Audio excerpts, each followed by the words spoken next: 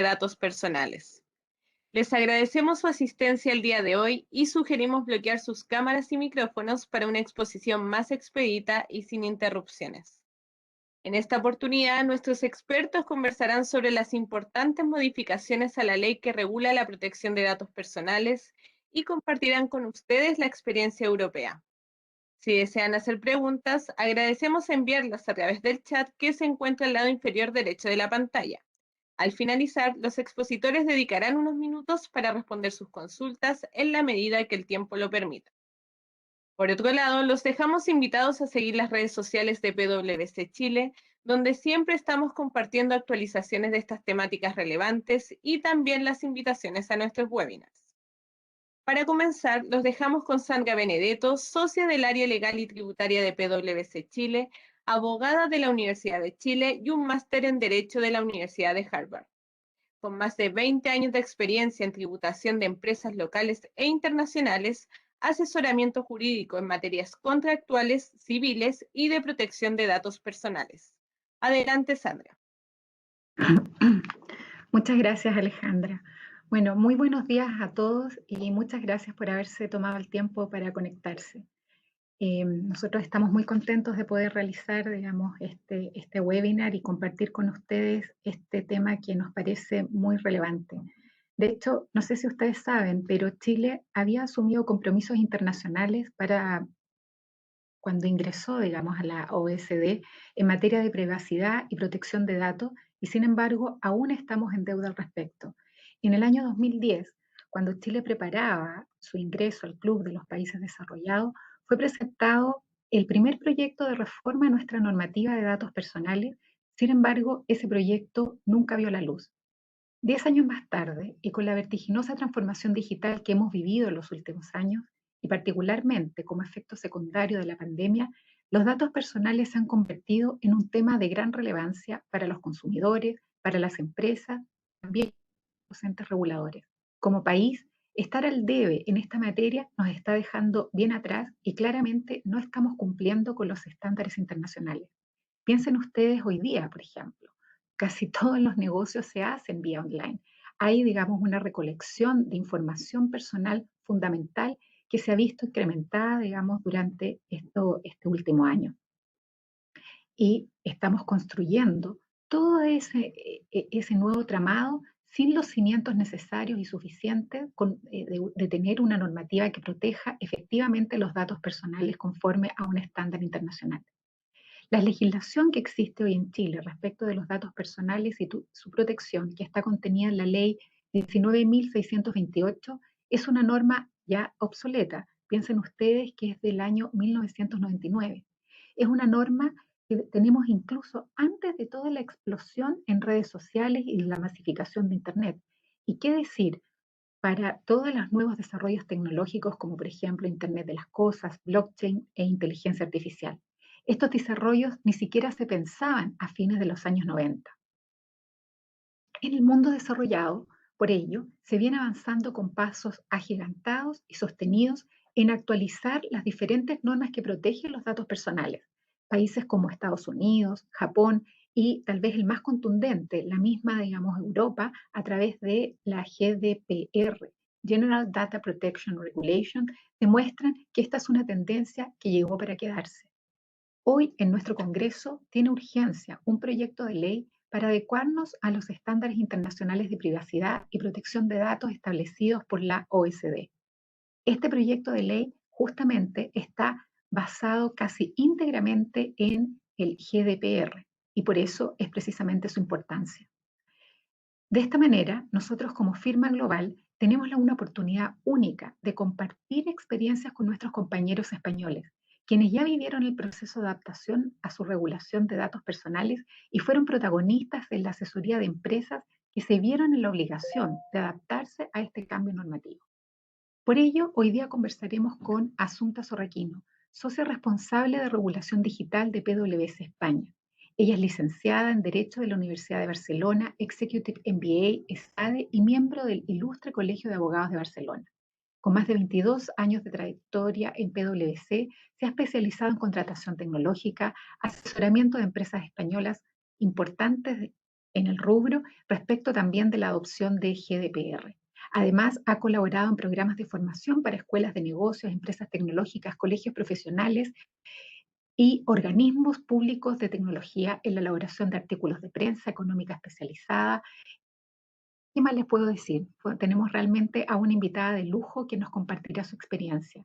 Y con ella también contamos con la participación de Astrid Chude, que es abogado, senior manager de nuestra área legal tributaria, abogado, como les decía, de la Universidad de Chile, LLM de la Universidad de Berkeley y además es profesora de Derecho Civil de la facultad, de la misma facultad de la Universidad de Chile, con muchísima experiencia, más de 15 años de experiencia, tanto en temas de tributación como también en temas legales, junto con Jonathan Israel, gerente del área legal de nuestra firma, también abogado de la Universidad de Chile y que cuenta con un LLM en el London School of Economics. Así que bueno, muchas gracias a todos los panelistas. Assumpta, por favor. Hola, muy buenos días a todos. Un placer estar con vosotros hoy. Gracias por la invitación. Y os voy a exponer un poco cuál fue nuestra experiencia y cuál es, bueno, cómo fue esa ardua tarea de adecuar las compañías a GDPR. Y hemos estructurado la presentación hablando primero de cuál era el contexto previo a GDPR, cuál era la normativa que teníamos en España, para luego ver cuáles fueron los principales retos, las cuestiones más difíciles o que más dificultad, más costosas fueron para nosotros, destacar algunos temas de cumplimiento, ver también los nuevos derechos que contempla la normativa y luego lecciones aprendidas, ¿no? Intervendrá también conmigo Eugenia Sánchez, manager del equipo de regulación digital, pues pero un poco también más ameno y para que veáis también cuestiones cómo se lidiaban el día a día los proyectos. Bien, pues si hablamos de cuál era el contexto pre-GDPR, en España teníamos ya una normativa, la LORTAT, en el año 1992. Era una normativa donde únicamente se regulaba la protección de los ficheros automatizados, es decir, dejaba fuera de la regulación todo aquello que estuviese en soporte papel y ya tenía esa obligación de declarar los ficheros. Era una normativa, bueno, pues incipiente, tenía algunas regulaciones, pero no era todo lo exhaustiva que debería haber sido, ¿no? Más tarde, en el año 99, se publica un Real Decreto donde ya se establece cuáles son las obligaciones, medidas de seguridad, que más adelante iremos comentando, es decir, qué debíamos hacer para proteger esa información, esos datos personales, hasta que en diciembre aparece ya la Ley Orgánica de Protección de Datos, que es la que nos ha estado acompañando hasta la aprobación de GDPR o RGPD, ¿no? Esta normativa, la LOPD, ya incorpora el tratamiento de datos, de ficheros que comporten datos no automatizados, es decir, ya es un gran cambio porque aquí incorpora los datos que se encuentren en papel y años más tarde, en el 2007, se modifica el Real Decreto anterior que os he comentado del 99 por un nuevo Real Decreto que ya contempla también las medidas de seguridad, o un nuevo reglamento, mejor dicho, ya contempla las medidas de seguridad para ficheros automatizados y no automatizados. Luego veremos un poco cuál era la diferencia, ¿no? En el 2016, como sabéis, se aprueba GDPR, se aprueba esa normativa que supone un cambio sustancial en la manera en la que hasta ahora se gestionaban los datos personales, pero sí que es verdad que nos da una moratoria de 2 años para iniciar ese proceso de adecuación, ¿no? Era exigible a partir de mayo del 2018 y tardamos todavía unos meses más en tener la propia ley nacional, ¿no? Porque el Reglamento de Protección de Datos europeo es de aplicación directa, por lo tanto no necesitaba ninguna transposición y todo lo que establecía la norma ya era de aplicación, pero sí que dejaba a los Estados miembros algunas cuestiones particulares que podían regular y eso es lo que hizo la LOPD, que incorpora además también garantía de derechos digitales, ¿no? Unos nuevos derechos como puede ser la desconexión digital o algunos otros derechos como por ejemplo pues el acceso universal a la red, etcétera, ¿no? Como os decía, ese periodo de 2 años de moratoria, al final, como nos pasa siempre, no todos empezamos en mayo del 16 a adecuar a las compañías, por lo tanto, cuando todo el mundo empieza a iniciar esos proyectos hubo que establecer prioridades. Vamos un poco en la siguiente slide, veis un poco las diferencias que os iba contando, ¿no? Pero sí que teníamos una normativa de protección de datos, una LORTAT en el 92, pero cuando realmente cobra especial importancia y empieza a haber una sensibilidad ya por la normativa es en el año 99, que ahí la principal obligación era, más allá de evidentemente proteger los datos de los ciudadanos, sí que se obligaba a inscribir los ficheros, pero los ficheros los inscribíamos de forma conceptual, es decir, nosotros podíamos agrupar cualquier dato relativo a empleados y declarábamos un fichero de empleados, un fichero de recursos humanos, un fichero de proveedores, un fichero de clientes, sin tener que entrar muy en la casuística de efectivamente qué datos tratábamos. La principal característica de este periodo, tanto de la ley del 99 como del reglamento de 2007, es que se clasificaban los datos en función de la tipología de datos que trataba. Es decir, para la categoría de datos de salud se consideraba que eso era un nivel alto de protección y exigía unas medidas concretas, como por ejemplo, pues los datos estuviesen cifrados o hubiese un registro, un control de quién accedía a esos datos. Luego había unos ficheros de nivel medio que ya pues estábamos hablando de aquellos datos en los que se estaba estableciendo algún tipo de perfil sobre el usuario, sobre el interesado, y los de nivel básico que básicamente eran pues esos datos identificativos, ¿no? Bajo ese criterio, fijaros que únicamente se estaban clasificando pues, esas medidas o esa importancia en función de la categoría de datos, no de lo que hacías con esos datos, ¿no? En estas, como obligaciones principales, como os comentaba, está la inscripción de ficheros y luego en materia de bases legitimadoras, el consentimiento, que veréis que luego en GDPR cobra mayor importancia, en esa época el consentimiento podía ser tácito. De forma que había muchas veces que se recababan datos o con casillas premarcadas o sin necesidad de solicitar que el consentimiento, que el interesado diese su consentimiento, ¿no?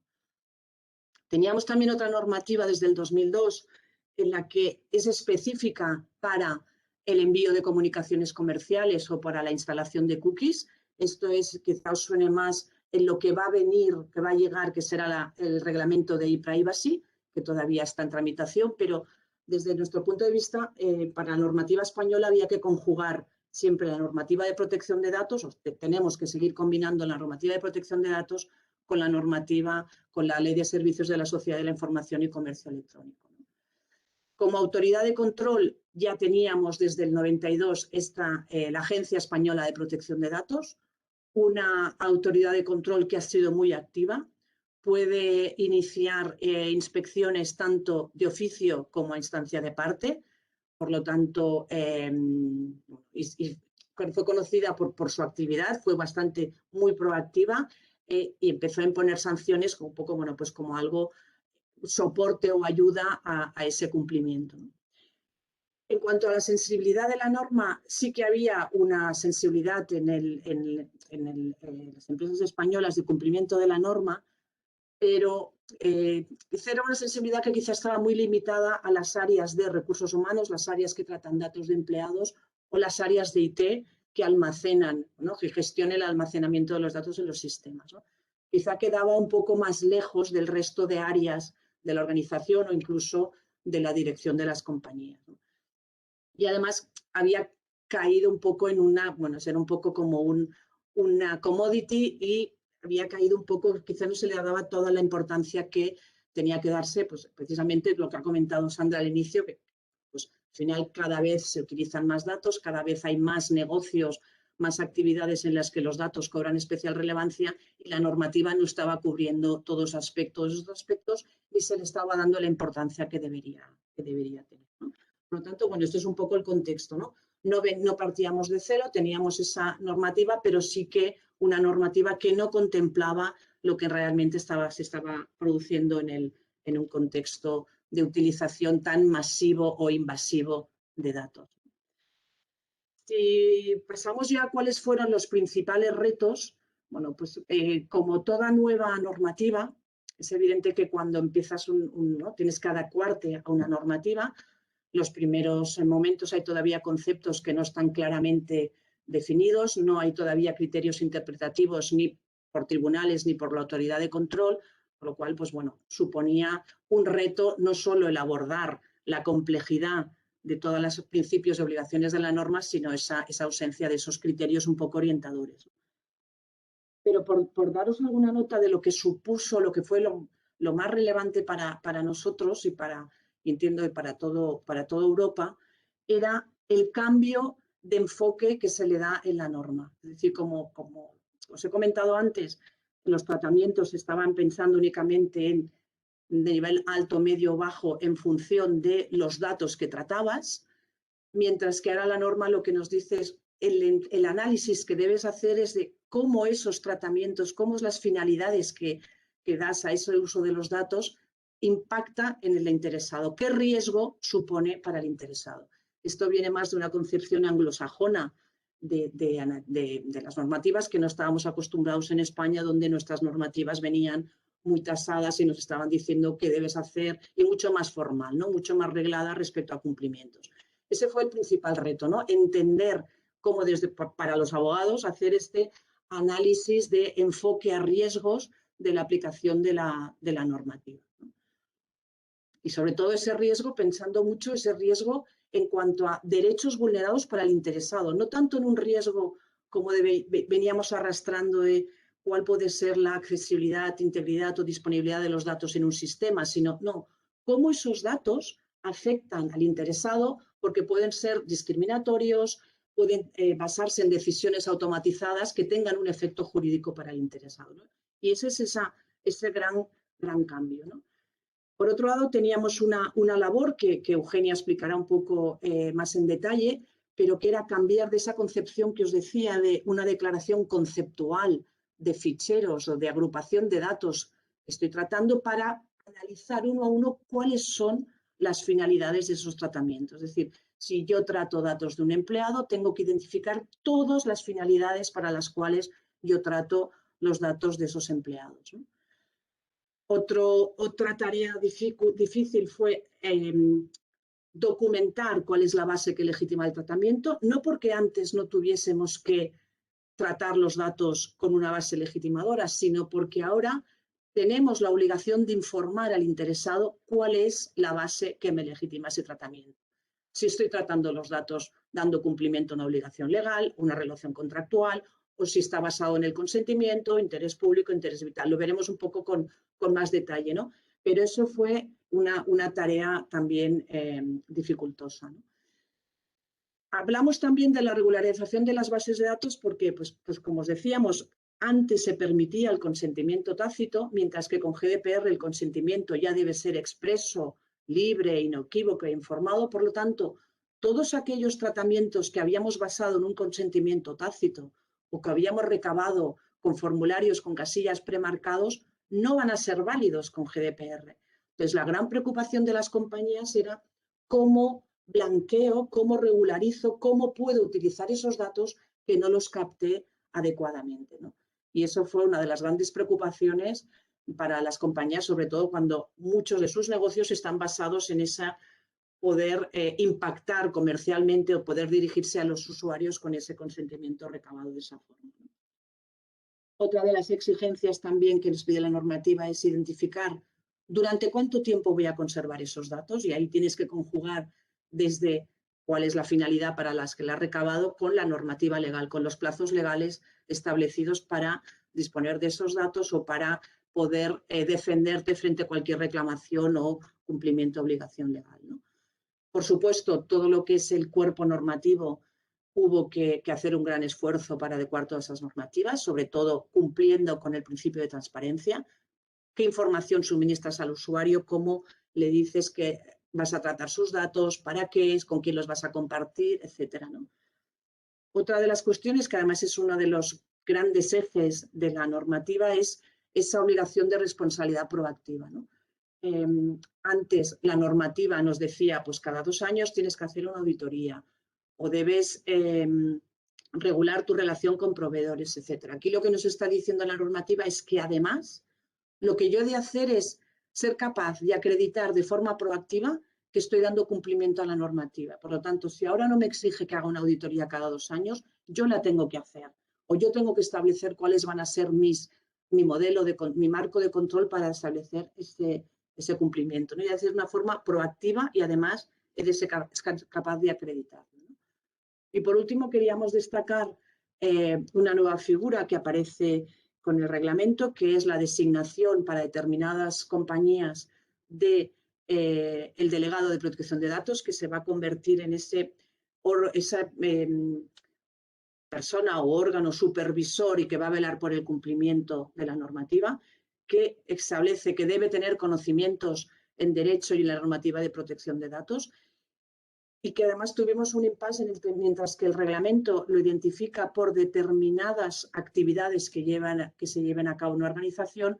En la LOPD y GDD que se publicó en diciembre, lo que hacía era establecer en su normativa hasta 16 tipologías de compañías que estarán obligadas a tener designado esa figura del delegado de protección de datos. Por eso también fue una labor de identificar qué compañías están obligadas y cuáles.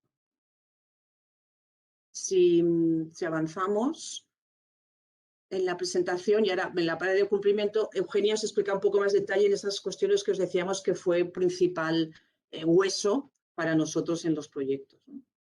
Sí, hola, buenos días. Como ha dicho Asunta, pues algunas de las novedades que introducía el reglamento eran más dificultosas, ¿no?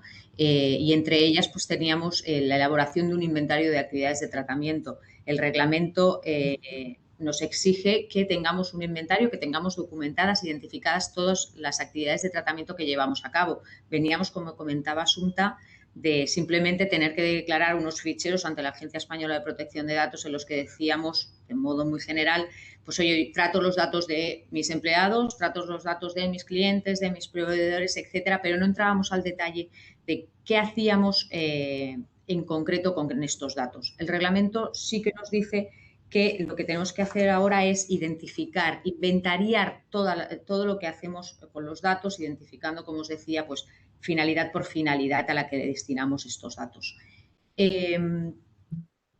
Bueno, esto fue una de las principales dificultades con las que nos encontramos, sobre todo en los primeros proyectos que llevamos a cabo, porque no teníamos, el reglamento te dice que tienes que llevar a cabo este registro de actividades, no te dice cómo, no te dice el formato, no te dice hasta dónde debes profundizar respecto a estas finalidades, ni teníamos un criterio interpretativo por parte de la autoridad de control que nos dijera tampoco cómo realizar este tratamiento. Por lo tanto, como os digo, fue una de las principales dificultades con las que nos encontramos. El reglamento sí que te dice que este reglamento tiene que tener una información básica, como quién es el responsable del tratamiento, para qué vas a tratar los datos, qué datos tratas, tipología de interesados, si realizas concesiones de datos o no, transferencias internacionales de datos, los plazos durante los cuales vas a tratar estos datos y, en la medida de lo posible, las medidas que vas a aplicar para garantizar la seguridad de estos datos. Nosotros nos encontrábamos que esta información no era del todo suficiente para luego tener un control sobre ese tratamiento. Y por eso nosotros, más allá de las cuestiones que te exige el reglamento que se incluyan en este registro, considerábamos fundamental también, y así lo recogemos en nuestros inventarios, es, por ejemplo, analizar e incluir la base legitimadora en la cual se sustenta cada uno de estos tratamientos. Porque si no, veíamos que luego, cuando hacíamos una cláusula informativa, no teníamos esta información o que surgían dudas al respecto. Entonces, ya si desde un principio, cuando se identifica el tratamiento, tenemos muy bien identificado cuál es la base legitimadora, facilita mucho el cumplimiento de otras obligaciones del reglamento, y por eso consideramos, como os comentamos, que es fundamental incluirlo también en este registro de actividades del tratamiento. También incluimos información, por ejemplo, que luego necesitamos para analizar qué riesgo tiene el riesgo objetivo de cada actividad de tratamiento, que es otra de las obligaciones que establece el reglamento, ¿no? Como comentaba Asunta, que analices qué riesgo tiene para el interesado cada una de estas actividades de tratamiento que tú estás identificando en tu registro. Y, por ejemplo, pues con esta finalidad, pues pedimos volumen de afectados y otra serie de información.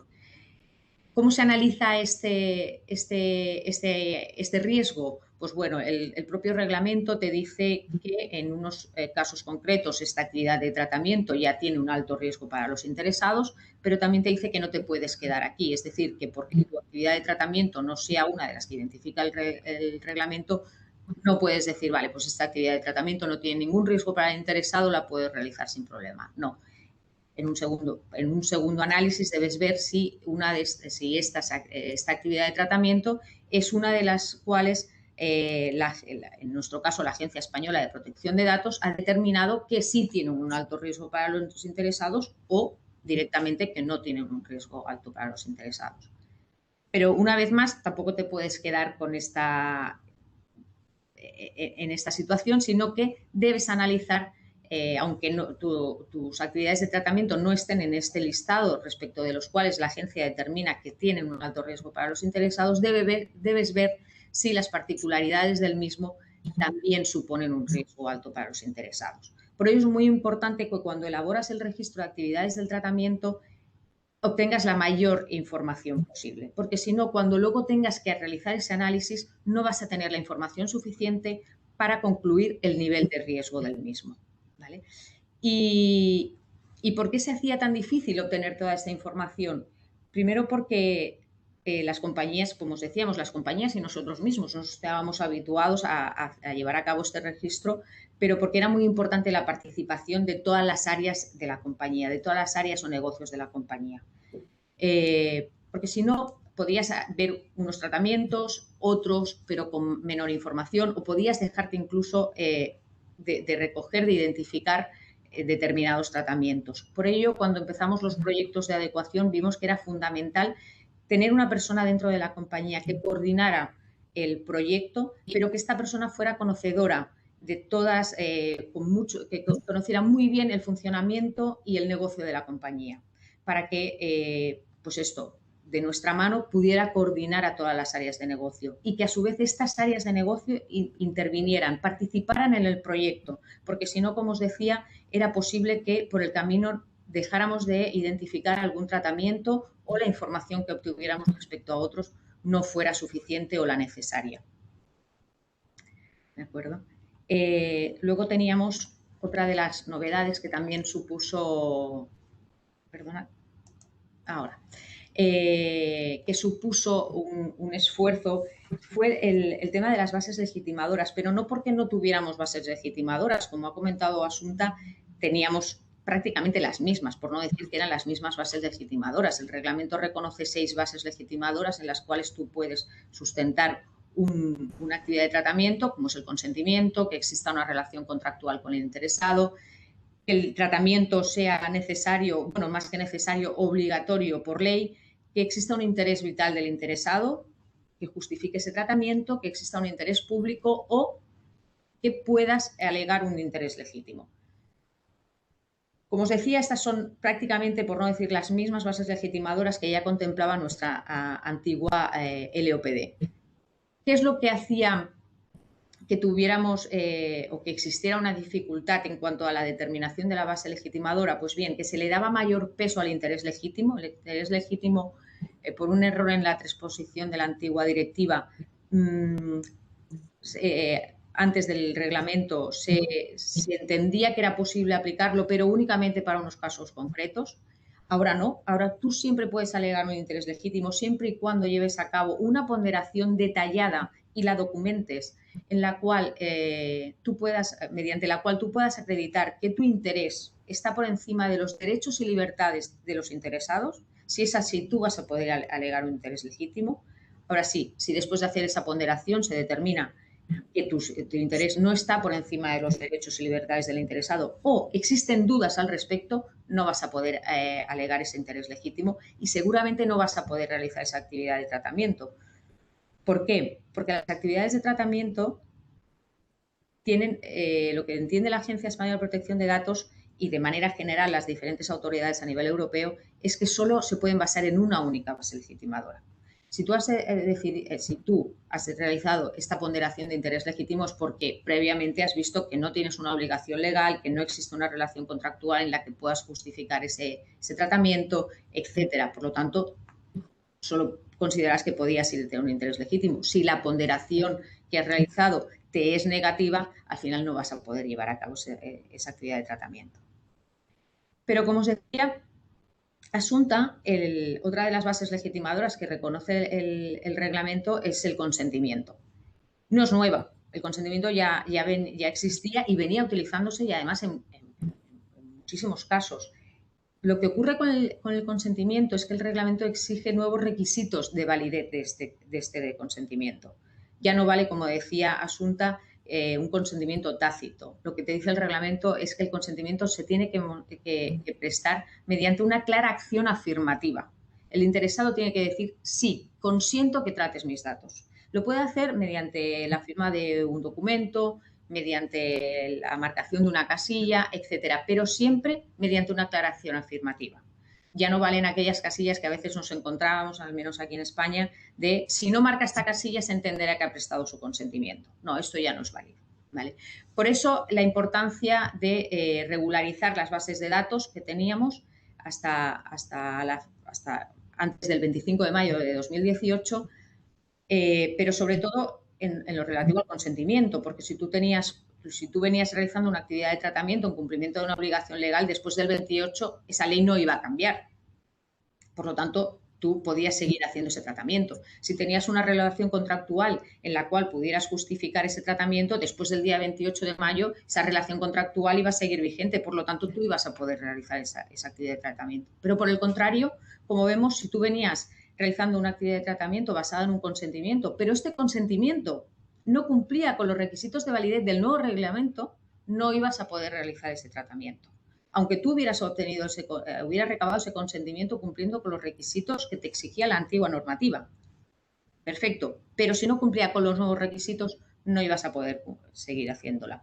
De ahí, pues toda la actividad, la vorágine que tuvimos para regularizar todos esos consentimientos, las áreas que más reticentes eran precisamente las de marketing, ¿no? Porque eran las que más basaban sus actividades en el consentimiento del interesado, y los que veían peligrar, incluso nos decían, es que al final me dejas sin negocio, ¿no?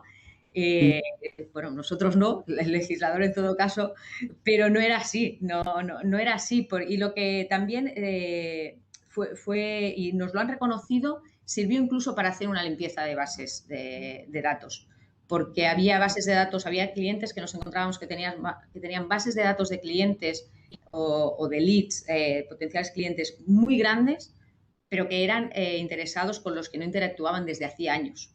Por lo tanto, si en el momento de regularizar no te daban el consentimiento con los nuevos requisitos, es que a lo mejor tampoco te hubieran seguido sirviendo con el otro consentimiento que tú tenías, ¿no? Y esto fue un ejercicio difícil, pero que realmente sirvió no solo para cumplir con la normativa, sino para hacer una limpieza incluso de bases de datos. Vale. Bien, otra de las cuestiones que quizá no en todas las compañías se abordó al principio, sino que se ha ido abordando después, una vez hecho ese primer ejercicio de ver cómo doy cumplimiento a los principios de transparencia, al deber de información, etcétera, es crear un modelo de gobierno y un marco de control. ¿Y por qué? Porque al final, si frente a toda esta mayor exigencia de cumplimiento, esta complejidad, estos distintos políticas y textos, no lo ordenamos, no lo hacemos que forme parte del ADN de la organización o de la estructura de la organización, no servirá de nada, ¿no? Además, que teniendo en cuenta una normativa que te exige un cumplimiento continuado, ¿no? Por lo tanto, es importante que todo esto se organice y se diseñe un modelo de gobierno y un marco de control, ¿no? Un modelo de gobierno donde la organización defina cuál es su estrategia respecto a la privacidad, sobre todo identifique, y eso fue muy, muy bueno durante esas labores de inventarios de tratamiento, porque se identificó áreas de la organización o negocios dentro de la organización que estaban tratando datos y que quizá no conocían las áreas jurídicas o las áreas de IT. Por lo tanto, es poner el foco en esas áreas donde hay es más intensivo el tratamiento de datos, y también impartir medidas de sensibilización y formación dentro de la organización bajo esos criterios, esas pautas de con qué frecuencia, con qué periodicidad se imparte, ¿no? Igualmente, dentro de este modelo de gobierno es identificar cuál va a ser el modelo organizativo, cuáles van a ser quién va a asumir los roles de supervisión, cómo se enlaza esta función con la figura de compliance, cómo se van a relacionar estos órganos, quién va a ejercer el control, supervisión, etcétera, ¿no? Luego también, oye, ¿cuál va a ser mi matriz de riesgos y mi matriz de controles, ¿no? Es decir, cuando he identificado los riesgos, he identificado unas determinadas amenazas, también qué controles voy a poner y con qué periodicidad quiero que esos controles se vayan ejecutando, y para que puedan medir si son eficientes o no, ¿no? En cuanto a herramientas, al final pensad que el organizar todo ese flujo de datos, esos tratamientos, esa exigencia de controles, es importante también si puedes dotarte de algún tipo de herramienta, por ejemplo, para la gestión de consentimientos. Si el consentimiento va a ser se va a exigir de una forma tan rigurosa como exige la normativa europea y la española, pues muchas compañías lo que hicieron es dotarse de algún tipo de soporte, alguna herramienta para la gestión de esos consentimientos. Pero quizá lo importante también es tener una herramienta que sea algo más global y no limitarse solo a los consentimientos, sino a toda la gestión, ¿no? Como cualquier otra herramienta de gestión, de control de riesgos que se utilice en la organización, que pueda ser pues tanto para los modelos de cumplimiento penal o para cualquier otro cumplimiento de normativas, que tenga esos módulos donde el delegado de protección de datos o el comité, el órgano que dentro de la organización lleve ese control, pueda tener una ayuda, un soporte, sobre todo para ordenar, ¿no? Aunque sea por un tema de un repositorio, para que puedas tener bien identificados cuáles son todas las políticas, cuántos ejercicios de derechos se me han presentado, cuál es mi metodología de riesgos, ¿no? Pues poder tener esta herramienta de soporte. No es imprescindible empezar adecuarse a la normativa teniendo herramientas, pero sí que es verdad que facilitan la labor y luego, pues a la larga, te permiten una gestión mucho más eficiente y focalizar, no tener todos los recursos de la organización focalizados en protección de datos, ¿no? Sino que sea una ayuda, ¿no? Y luego, sobre todo, tener ese bien diseñado un sistema de reporte, ¿no?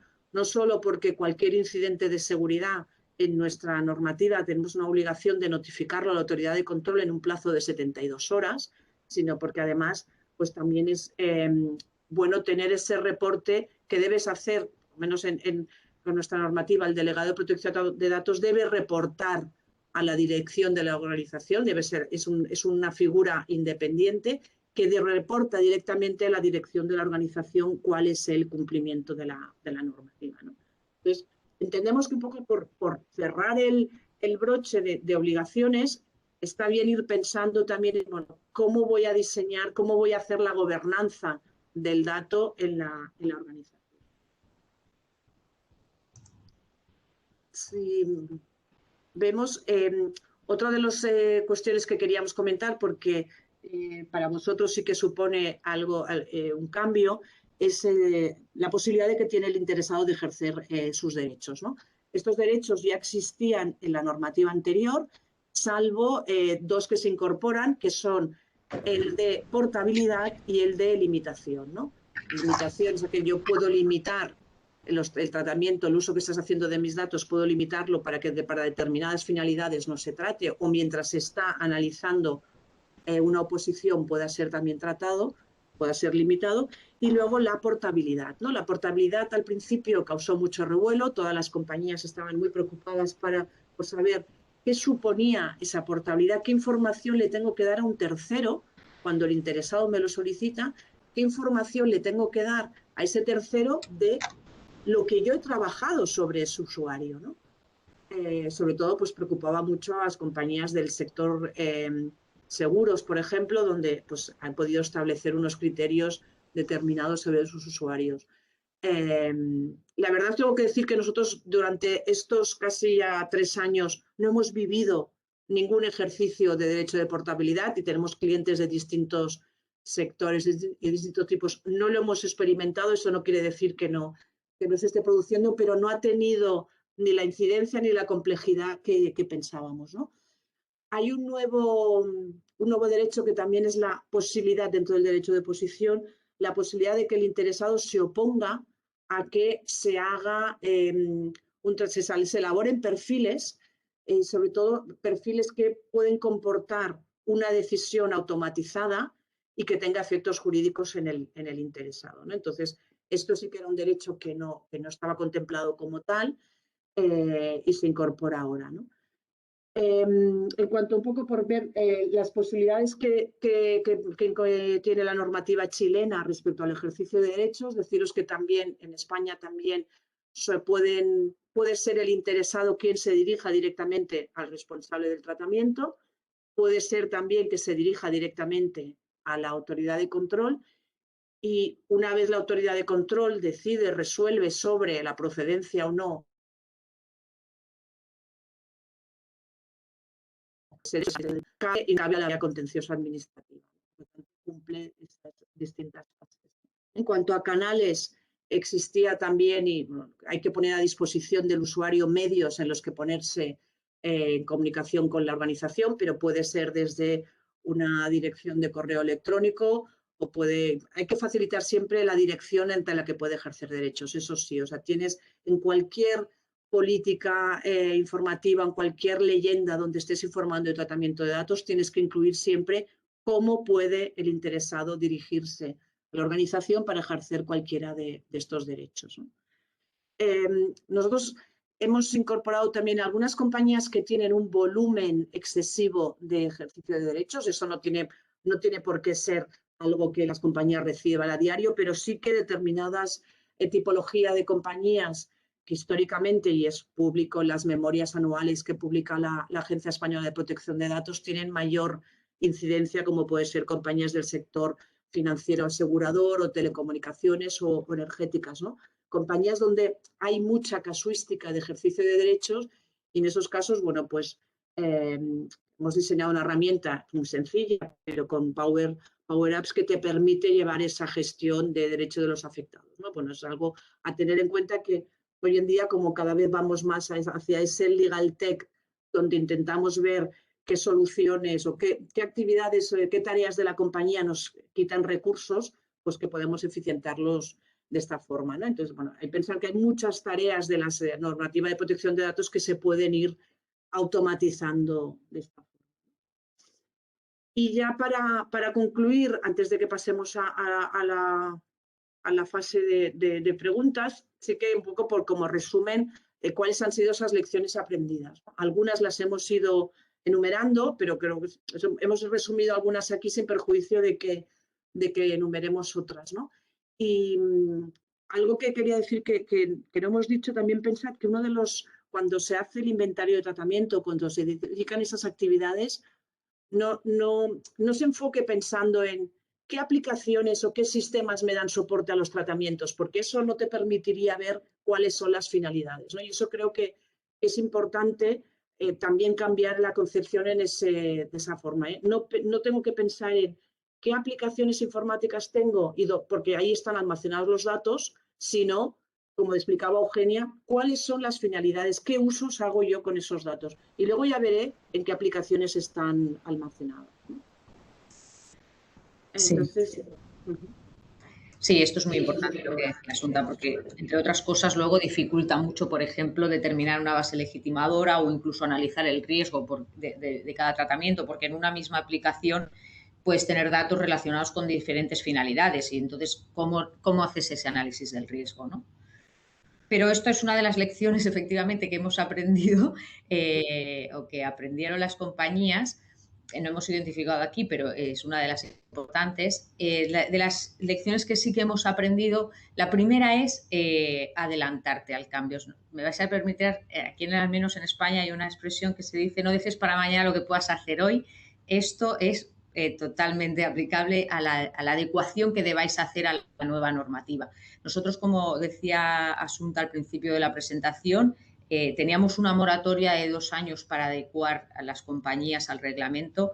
Desde el minuto cero nosotros empezamos a intentar hacer ver a las compañías la importancia de iniciar esa adecuación cuanto antes, pero la mayoría la dejaron para el último momento. Se puede decir que para el último año, para los últimos 10 meses.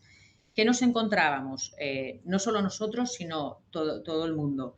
No era suficiente. No era suficiente. Quizás para una compañía pequeña o que no se dirija al consumidor final sí que era suficiente, pero para una compañía media o que sobre todo dirija su actividad a cliente final, si no empezaba cuanto antes, no llegaba a tiempo. Incluso en algunos casos tuvieron que decir, bueno, pues vamos a adecuar los tratamientos que tienen visibilidad, que tienen que ver con el tratamiento de los datos personales de clientes y dejaremos para después, aún y sabiendo que se estaría incumpliendo, pero el tratamiento de empleados, el tratamiento relativo a datos de proveedores, lo dejaron para después de la entrada en vigor, no para la entrada en vigor, sino de la fecha a partir de la cual era plenamente exigible el reglamento, que era el 28 de mayo de 2018, porque no llegaron a tiempo. Entonces, esta fue la primera lección aprendida. Hay que empezar con la adecuación cuanto antes porque, y nos consta que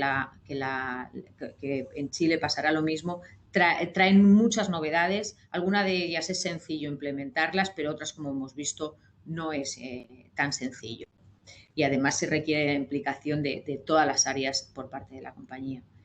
Otra de las lecciones que aprendimos, que no es que la aprendiéramos, ya era muy importante la concienciación dentro de la compañía de todo el personal, de todos los actores implicados en el tratamiento de los datos, de la importancia de cumplir con la norma, pero con el reglamento adquiría mayor importancia. No solo una vez ya adecuada, sino, como os comentábamos antes, desde el inicio. Era muy importante concienciar a todas las áreas de negocio, a todos los, como os decía, a todos los actores que participan en el tratamiento de datos, de la necesidad de adecuarse a la nueva normativa, no solo ya por el miedo a la sanción, sino por el adecuado tratamiento de los datos, ¿no?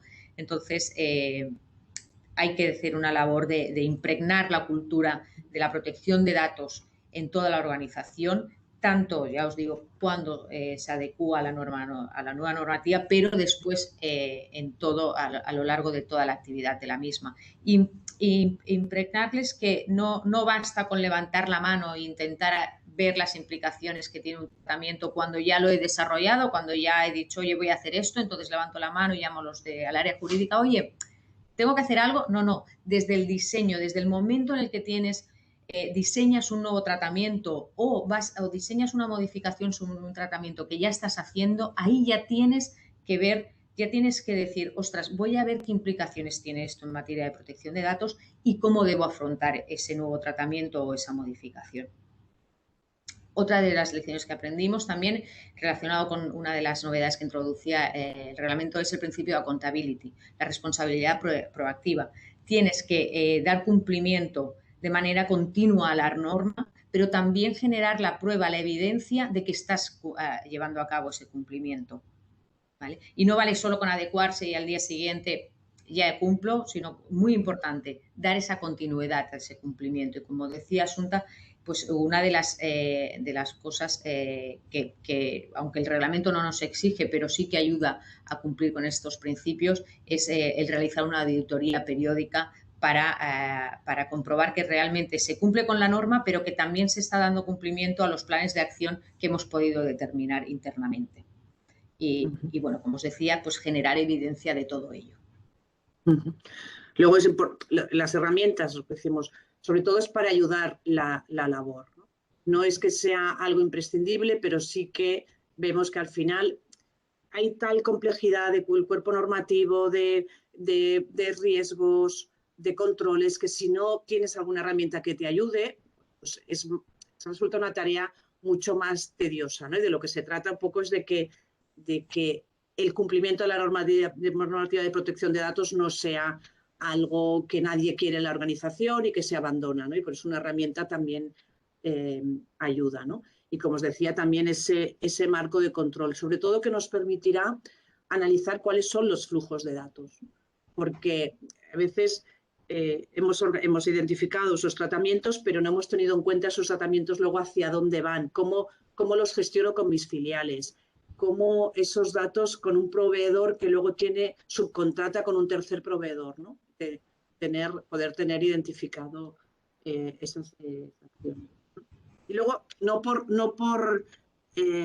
simplemente no queríamos, no se trata de meter miedo ni muchísimo menos, ¿eh? Yo creo que hay que asumir en materia de protección de datos como un valor añadido que le dan las organizaciones, o sea, reputacionalmente te pone en una posición mejor que otra organización que no está siendo transparente o que no está comunicando ese tratamiento de datos, y luego porque además tienes un conocimiento mucho mayor de tu organización donde el uso de esos datos aporta valor o no aporta valor o aporta a negocio o te permite conocer mejor a tu usuario, ¿no? Entonces aquí un poco os dejábamos una relación de sanciones,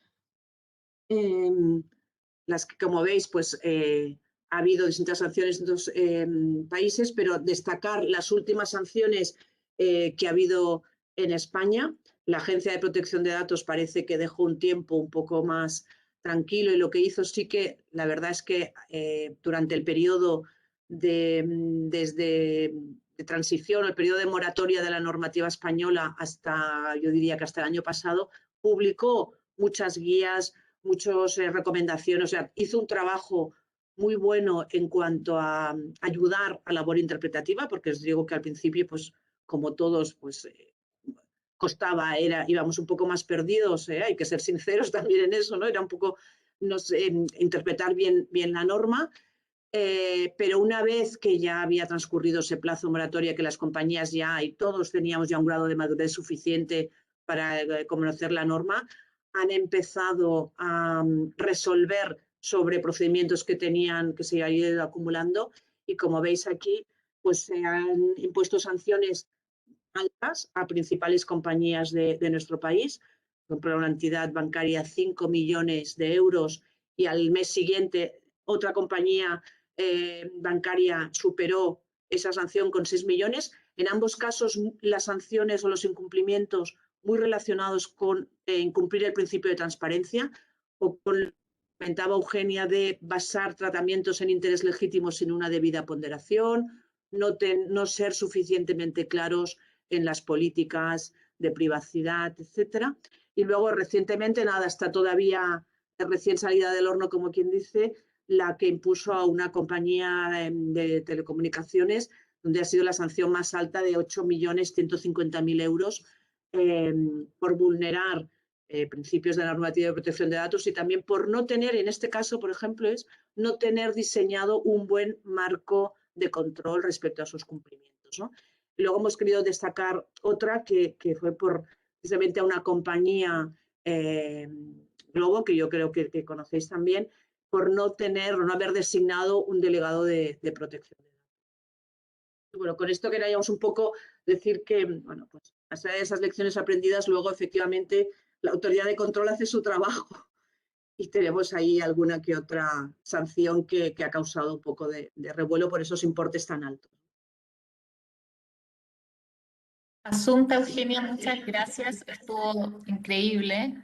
Nosotros le queríamos un poco transmitir a nuestra audiencia hoy día los temas más prácticos de cómo fue la implementación de este tema en España, que ustedes han liderado con mucho éxito, digamos, en la zona.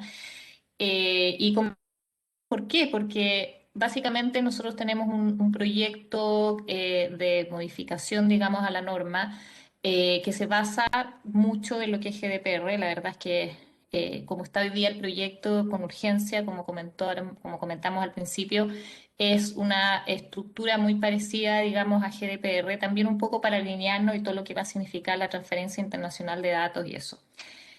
La particularidad aquí es un poco, es bien anecdótico que este proyecto está, desde un punto de vista de técnica legislativa, como una modificación a la norma que tenemos nosotros hoy día, ¿ya? Como que si fuera una continuidad, básicamente, y nosotros, por lo menos, nuestra oposición, digamos que acá realmente tiene que haber un cambio de enfoque fuerte, digamos, o sea, efectivamente acá hay como una especie como de cambio de paradigma total. Queríamos ver si tu experiencia en España efectivamente fue como empezar de cero, básicamente, en lo que tiene que ver protección de datos. Y también preguntarte un poco, yo creo que a la audiencia le va a interesar mucho que tú nos comentaras en qué, por ejemplo, tipos de negocio ustedes vieron más, se demoraba más la implementación por temas de volumen o por temas de falta de adaptación cultural al tema, un poco tu experiencia desde ese punto de vista. Bien. Mira, nosotros para las compañías, yo creo que las compañías que más interés tomaron o que primero se apresuraron a adecuarse a la normativa, también eran principales compañías. Sí. Y sobre todo un poco las compañías, lo que os decía, en las que históricamente habían habían recibido mayores sanciones, o son las porque tienen un uso más intensivo, son más business to consumer, tienen mucho más datos de consumidor, ¿no? Entonces, por ejemplo, yo creo que nosotros, para la primera compañía que empezamos, más allá de los clientes de Iguala, ¿no? O sea, los clientes de habituales, empezamos con una compañía aseguradora, con compañías, con grupos editoriales o medios de comunicación, con compañías energéticas, y esas precisamente también es un poco por estructura, pero porque son las compañías que más de datos trataban y querían, sobre todo, pues compañías cotizadas, ¿no? Pero yo creo que el punto fundamental es compañías que tienen mucha relación con el consumidor. Y ahí donde Perfecto. tienen, pues eso, incluso de que puedes contactar con ellos a través de página web, o sea que no es solo todo presencial, porque es el entorno web, además es un entorno donde la autoridad de control desde su despacho, desde sus oficinas de la inspección, puede analizar cómo estás comportándote, cómo te estás dirigiendo con el usuario. Y respecto a la primera pregunta, sí, claro, costó hacer ese cambio, aunque fuesen compañías que a diario llevaban o tenían un comité de protección de datos, es un poco lo que os decía, ¿no? La normativa se visualizaba como algo que afectaba a recursos humanos y a IT, y estaba también el responsable jurídico involucrado, pero las otras áreas de negocio no iba con ellos, ¿no? Entonces, incluso para nosotros, los servicios que prestábamos entonces teníamos relación con recursos humanos, con IT, con jurídico, pero no llegábamos a otras áreas, porque protección de datos era como algo que, bueno, pues el CISO ya se preocupará o el de jurídico, ¿no? Entonces, costó mucho en esas áreas, ¿no? En esos negocios que precisamente son los más intensivos en datos, costó que esos negocios entendiesen que esto ya no iba de cumplir y poner 2 checks, sino que era de hacer un análisis profundo del por qué, para qué y con quién, ¿no? Con quién trató esos datos. Y esa fue una de las labores. Pero por otro lado, digo, yo creo que a las compañías también les sirvió para entender muy bien qué hacían. Nosotros nos encontrábamos en reuniones de toma de datos para hacer esos inventarios con verdaderos descubrimientos, ¿no? O sea, otras áreas de la organización se enteraban de otras cosas que hacía otra organización, precisamente porque no había compartir esa información bajo esa óptica de tratamiento de datos. Sí, Asunta, Eugenia, muchas gracias. Yo creo que eso básicamente es justamente lo que nosotros podemos observar digamos, nosotros estamos tratando de hacer, y sobre todo con este webinar, y venimos hace cierto tiempo tratando un poco de llevar al plano operativo lo que va a venir con la implementación de la nueva norma, y justamente nos encontramos con que en estas reuniones donde tratamos de coordinar con nuestros clientes, es que nos encontramos con la Fiscalía o con los oficiales de cumplimiento o con los CISOs, y son básicamente compartimientos absolutamente separados, y nos cuesta un poco ver esto como una malla completa, que digamos que la privacidad viene desde, digamos, from the ground up, digamos, desde el fondo y transversalmente. Entonces, aquí, bueno, ya nos adelantaba Eugenia que las áreas de marketing fueron las más reacias, obviamente, porque vieron su negocio bien duro, pero ¿cuál fue la metodología más efectiva para llegar y hacer esto una sensibilización así como transversal? O sea, fue como capacitación en general, responsables específicos, y cómo lograr que la protección de datos sea algo integral. O sea, eso es básicamente uno de los mensajes que queremos dejar a nuestros clientes. Yo creo que una cosa importante es que la dirección se involucre, Es decir, que esto tiene que llegar arriba y entonces es muy bueno que cuando hay ese kick-off o hay ese lanzamiento de proyecto, la dirección comunique a las principales áreas que se va a iniciar ese proyecto y que vean que desde arriba se conoce y se apuesta por esa estrategia de la organización. Y luego también, como comentaba Eugenia, es de vital importancia que haya una persona en la organización que haga de coordinador. Nosotros en algunos casos fue alguien dedicado a la gestión de proyectos o alguien de auditoría interna, o da igual, o alguien de jurídico o de CISO, da igual, pero alguien en la organización que sea quien tenga un conocimiento exhaustivo de todas las áreas y pueda organizar las reuniones con todos ellos. Algunas compañías con determinado volumen, pues igual hicimos 86 reuniones, pero porque era 86 nichos de tratamiento de datos. Pero sobre todo yo creo que es bueno ese kick-off, lanzamiento, explicar a la dirección, al consejo, al área financiera, al área que estén reunidos los principales roles de la organización, que conozcan el proyecto, que conozcan cuáles son las sanciones asociadas a estos incumplimientos y que conozcan cuáles son los beneficios que le puede dar a la organización ese cumplimiento, porque al final, por un lado, tienes la ventaja, el proteger, estar alineado con la evolución, ¿no?, del mercado, de ese ecosistema digital en el que nos encontramos, donde los usuarios cada vez interactúan más con nosotros de esta forma, pero por otro lado, situarse como abanderado y como compañía que está cumpliendo con esa norma, ¿no? Y realmente eso es un valor desde un punto de vista reputacional inmenso. Gracias, Asunta. Una pregunta más y en relación también hay un asistente que está haciendo una pregunta. Tiene que ver un poco con la sanción y con esto de la legitimidad del consentimiento. Estamos un poquito pasados, pero yo creo que vale la pena quedarse unos minutitos más. Finalmente nosotros, por ejemplo, hoy día tenemos una legislación, la legislación actual basada casi 100%, casi en lo que es el consentimiento. Nuestra mirada del GDPR es que da cierta flexibilidad respecto a las fuentes legitimadoras, pero también por otra parte vemos que las sanciones apuntan también la mayoría un poco al uso de estas fuentes legitimadoras. Entonces, un poco, no sé si desde el punto de vista práctico ustedes cómo ven ese tema, están preguntando acá también si las sanciones se deben, en su opinión, digamos, a una mayor fiscalización de la Agencia de Protección de Datos o porque efectivamente hay una falta de cumplimiento y apuntando también a que la mayor falta de cumplimiento se ha dado en estas fuentes legitimadoras, digamos.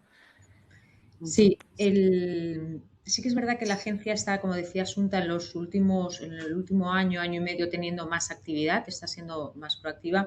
Realmente sí que las sanciones que ha impuesto algunas no acabamos de estar de acuerdo con los criterios que ha utilizado, pero en otros casos sí que realmente había un incumplimiento por parte de las empresas sancionadas.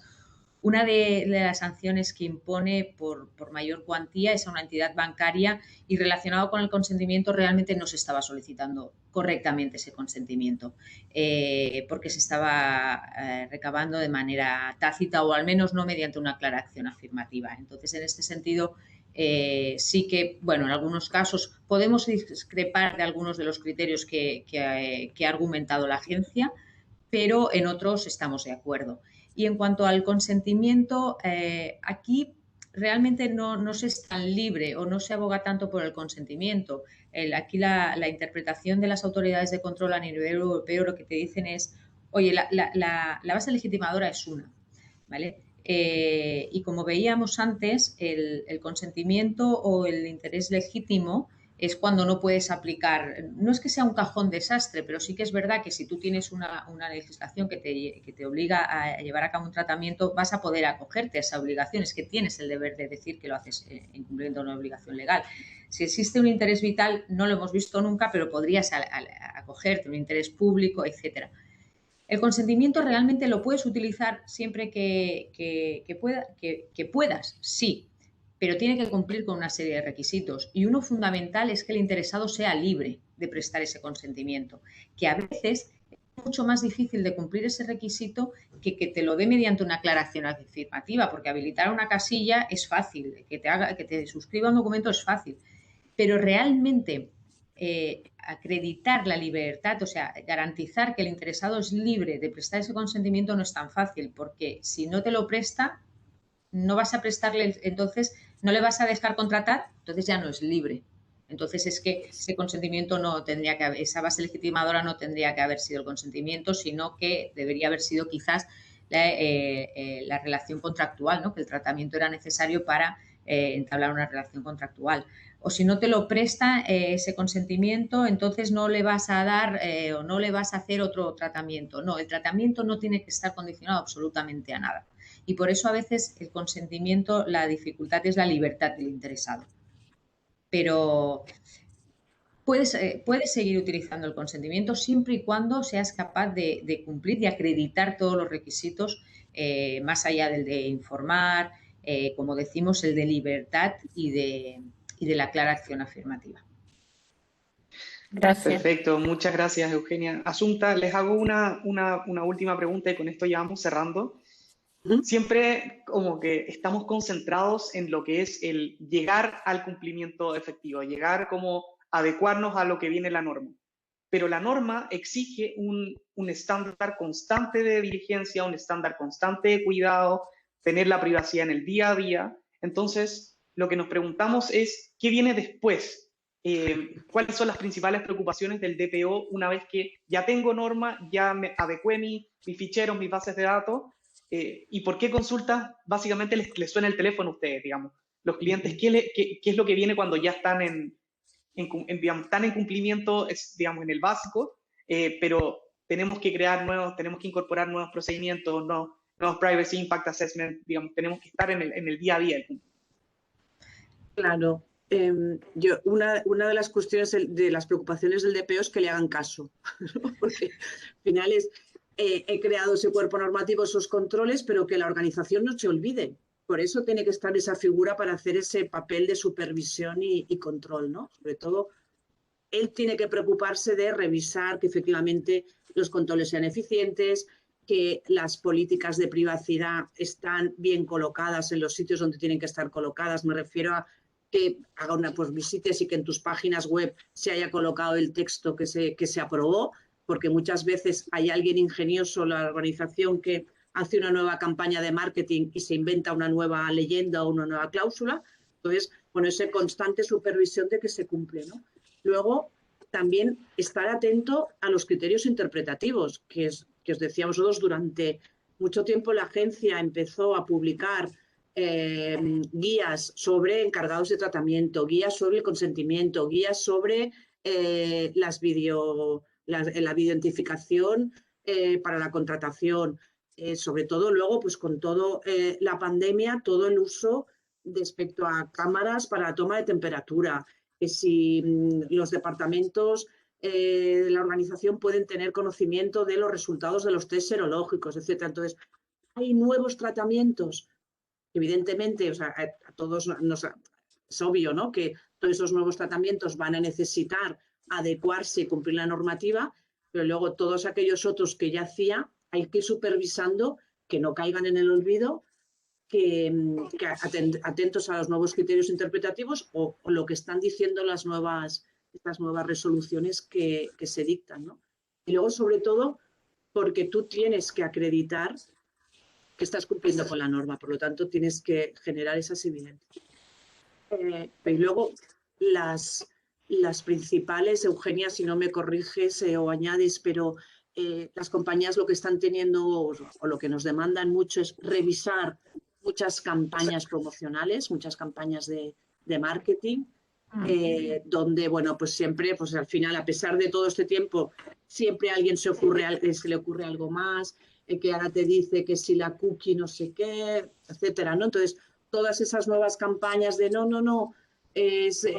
esto no son cookies, no recabo datos por cookies, y cuando lo analizas sí que lo son. Entonces, todo, sobre todo mucho en el mundo del ecosistema publicitario, campañas para captar nuevos leads, etcétera. Ahí hay mucha demanda también por tratamientos que en su momento no se hizo el análisis de riesgo y que hay que hacer. Y luego, pues como decíamos, de esos criterios jurisprudenciales, todo el cambio que ha habido respecto a las transferencias internacionales con Estados Unidos al decaer la efectividad o la garantía de Privacy Shield, pues eso obliga a revisitar y reorganizarnos. O sea que al final acciones hay, pero yo creo que sobre todo que el éxito de una compañía en cumplimiento de protección de datos es que no lo abandone.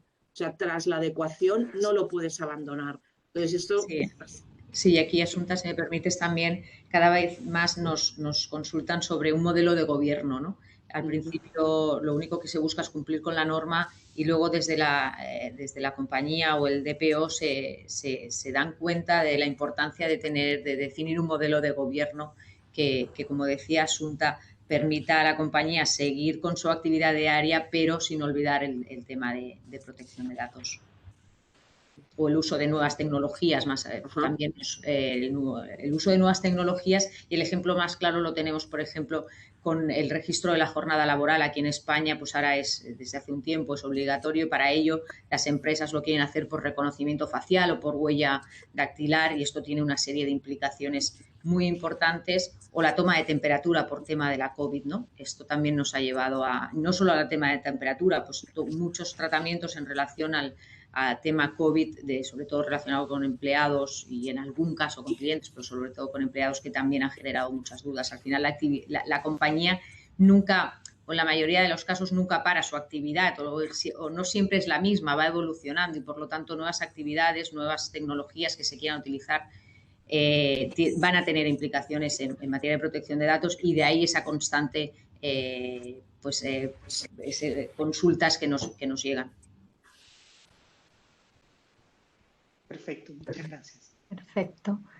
Bueno, en aras del tiempo, primero queríamos agradecer, digamos, a Asunta y Eugenia, creo que ha sido súper interesante que nos hayan podido compartir su experiencia. Y yo quisiera solamente también un poco tomar un punto que tú dijiste, Asunta. Yo creo que efectivamente acá no solamente es un tema de que, bueno, vamos a tener una serie de sanciones que eventualmente se van a aplicar y muchas veces las compañías, digamos, van a estar operando, digamos, precisamente para estar en cumplimiento de la ley. Pero acá este es un tema que nosotros, como bien tú decías, o sea, es un tema que es transversal a todas las compañías, a toda la compañía, ¿ya? Pero además agrega también valor. O sea, no es solamente acá un castigo, o sea, hay, digamos, una posición hoy día, hay una valoración hoy día de cómo se maneja, digamos, la data personal y una compañía, una empresa que toma una posición de vanguardia en este sentido y que lo adopta realmente como parte de su cultura, creemos también que va muy en línea, digamos, con una muy buena decisión de negocio. Así que, bueno, yo les agradezco nuevamente la participación a ambas y también a Jonathan y Astrid y a todos quienes estuvieron, digamos, en este webinar. Vamos a seguir, digamos, actualizando esta materia. Sabemos que se vienen muchas cosas, así que, bueno, vamos a cerrar en este momento y muchísimas gracias. Muchas gracias a vosotros. Gracias. Hasta luego. Adiós. Chao, gracias. Que estén muy bien. Muy bueno, gracias. Ay, cómo...